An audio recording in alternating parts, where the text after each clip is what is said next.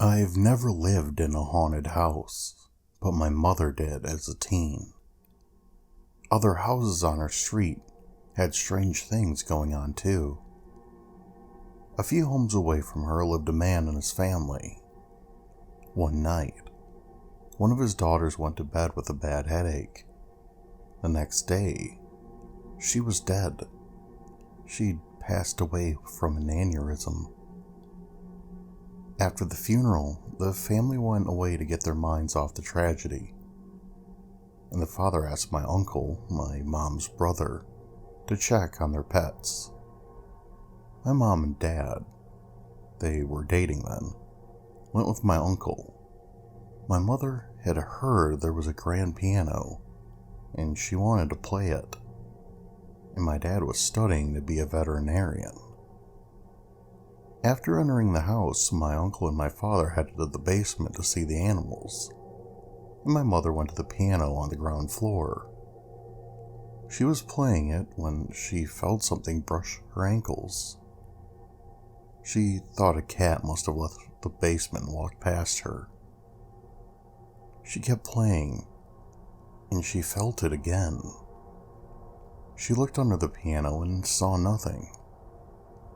When she started again, she felt hands clasp her legs and grab them tightly. She dashed to the basement door, called my uncle and father, and waited for them. When they all walked outside, my uncle could tell my mom was rattled and asked what was wrong. She told him what had happened, and he turned white. He told her the daughter who died used to play a game with her father. When he'd play the piano, she'd crawl underneath, grab his ankles, and push his feet up and down on the pedals.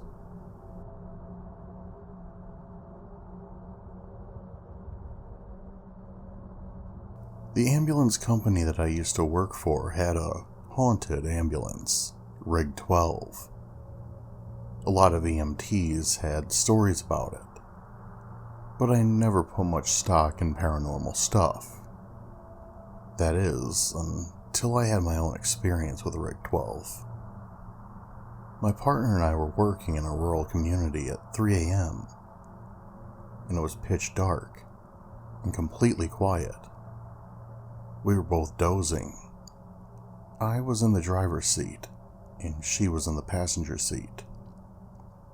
I woke up to a muffled voice, and I thought my partner was talking. I told her I was trying to sleep and closed my eyes. I distinctly heard a male voice say, "Am I dying?"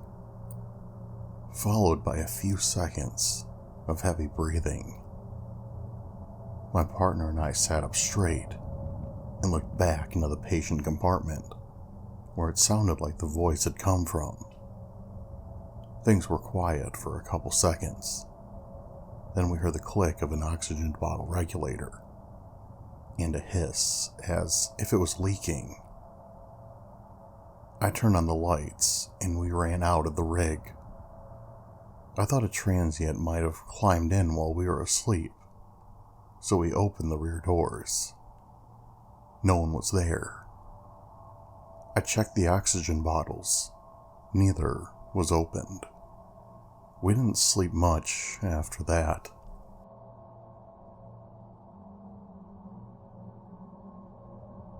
It seems so cliched to start by saying, I don't believe in ghosts, but...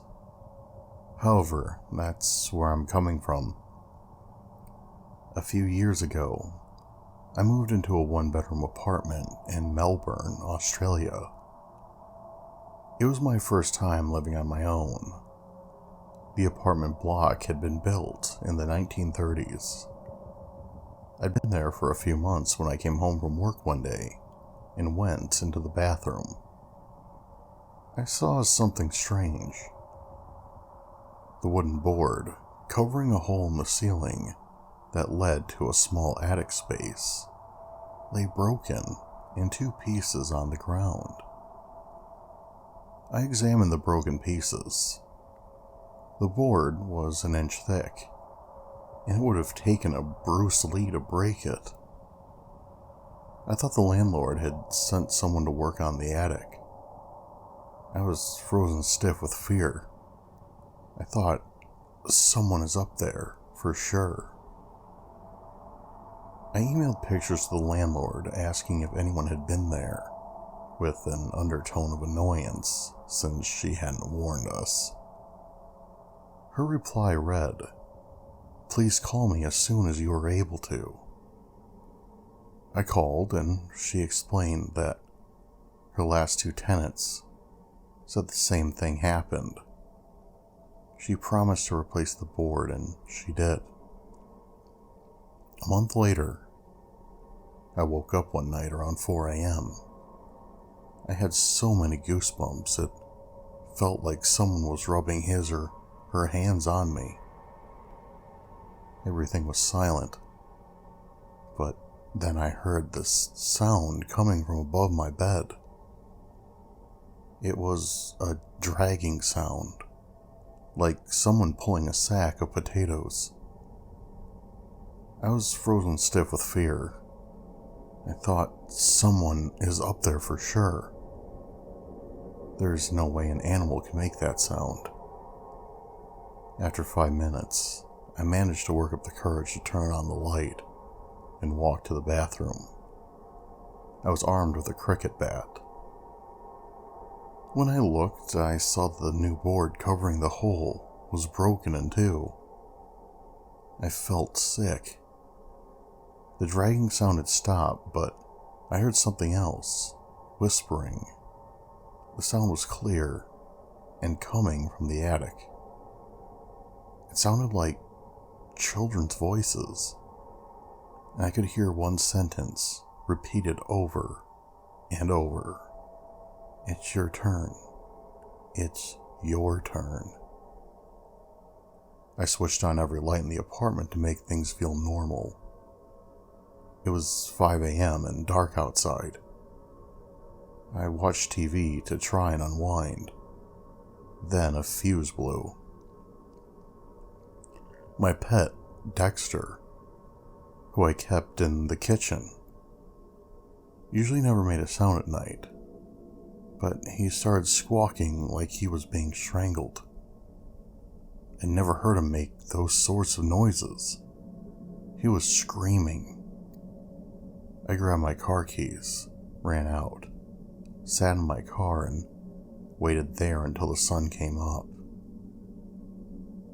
When I saw people walking their dogs, this comforted me enough to go back in.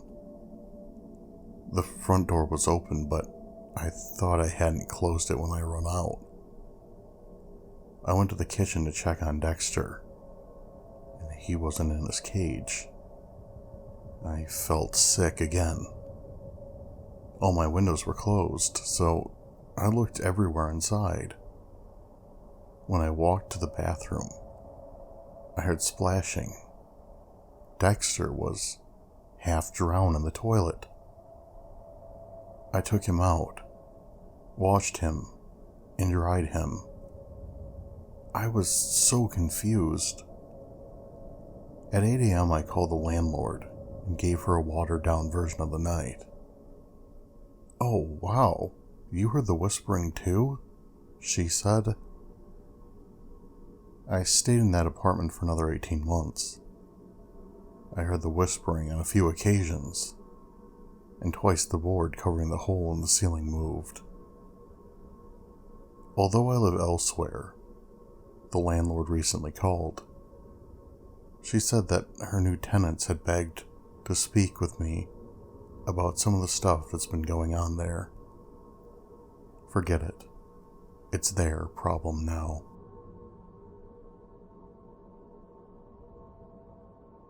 One night when I was 10, I was woken up by my bedroom door opening, followed by someone sitting on my bed.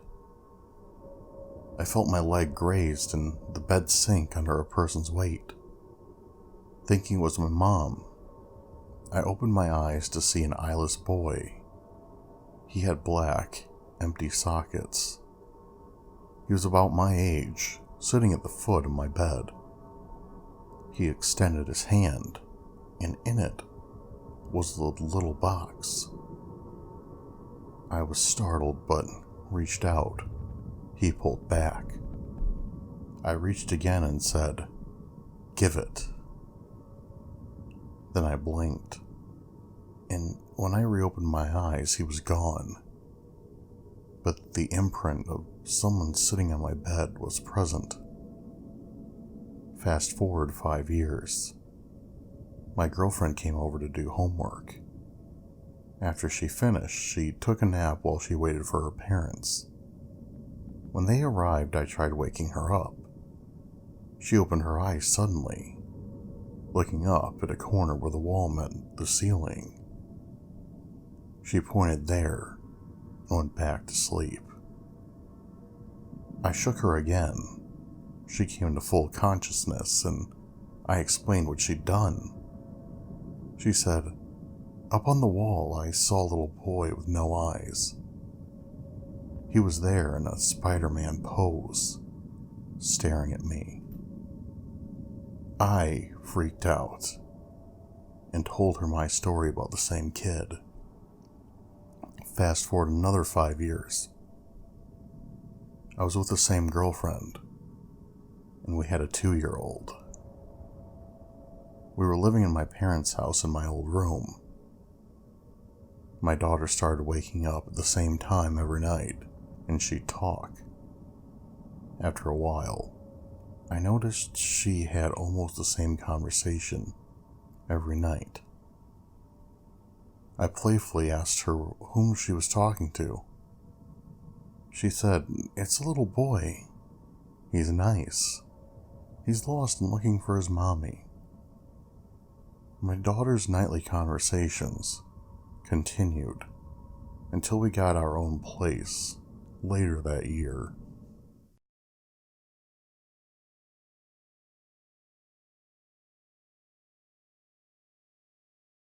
Hey everyone, Dismal Hero here, and I'd like to thank you for checking out the video. Please subscribe if you haven't already, like and share the video if you enjoyed it.